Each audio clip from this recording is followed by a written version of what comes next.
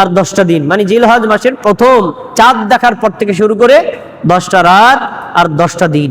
এই 10 রাত এবং দিনের আমল আল্লাহর কাছে জিহাদের চাইতেও বেশি গুরুত্বপূর্ণ। এখন এত বড় ফজিলত, এত বড় গুরুত্ব জিলহজ মাসের 10টা দিন এবং রাতের আমল, আমাদের তো অবশ্যই এই আমলগুলো করা উচিত নয়, করতে হবে। এখন এটা করার আগে আপনাকে জানতে হবে আমলগুলো কি, তারপরে সেই আমলগুলো কিভাবে করতে হবে, করার পদ্ধতি কি, আমলগুলো কি তা আগে এক নজর শুনুন। জিলহজ মাসের প্রথম তারিখ থেকে শুরু করে 10 তারিখ পর্যন্ত 1 নম্বর আমল, বেশি বেশি তাকবীর, তাওবা, ইস্তেগফার, জিকির এগুলো করা। আল্লাহু আকবার, সুবহানাল্লাহ, লা ইলাহা ইল্লাল্লাহ, তারপর হলো আস্তাগফিরুল্লাহ, লা হাওলা ওয়ালা কুওয়াতা ইল্লা বিল্লাহ, সুবহানাল্লাহি ওয়া বিহামদিহি সুবহানাল্লাহিল আযীম। এই জিকির, এই আজকার, এই তাওবা, এই ইস্তেগফার, এই তাকবীর বেশি বেশি পাঠ করা 1 নম্বর আমল।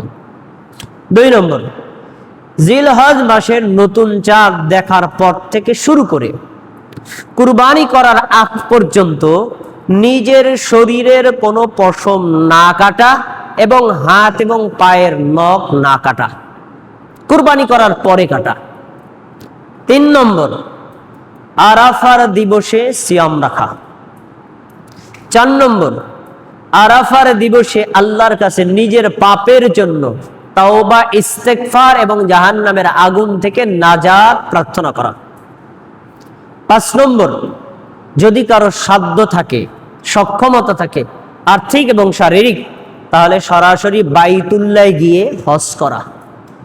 6 নম্বর, যদি কারো সক্ষমতা থাকে তাহলে কুরবানির দিনে কুরবানি করা।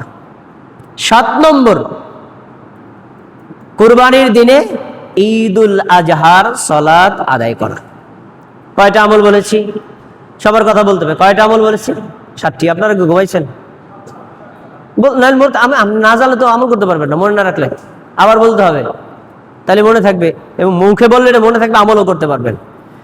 1 নম্বর আমল হলো যে আপনি জিলহজ মাসের চাঁদ দেখার পর থেকে শুরু করে 10টা রাত এবং দিনে যে কোনো সময় বেশি বেশি তাওবা, ইস্তেগফার, জিকির, আজকার, আল্লাহু আকবার, সুবহানাল্লাহ, আলহামদুলিল্লাহ এগুলো করা। 2 নম্বর, নিজের শরীরের পশম কাটা থেকে বিরত থাকা, হাত পায়ের নখ কাটা থেকে বিরত থাকা। 3 নম্বর, আবার আরাফার দিবসে সিয়াম রাখা। 4 নম্বর, আরাফার দিবসে নিজেদের পাপের জন্য ক্ষমা চাওয়া এবং জাহান্নাম থেকে মুক্তি চাওয়া। 5 নম্বর, সম্ভব হলে হজ করা। 6 নম্বর, সম্ভব হলে কোরবানি করা। আর 7 নম্বরে হলো ঈদুর দিনে ঈদুল আজহার সালাত আদায় করা।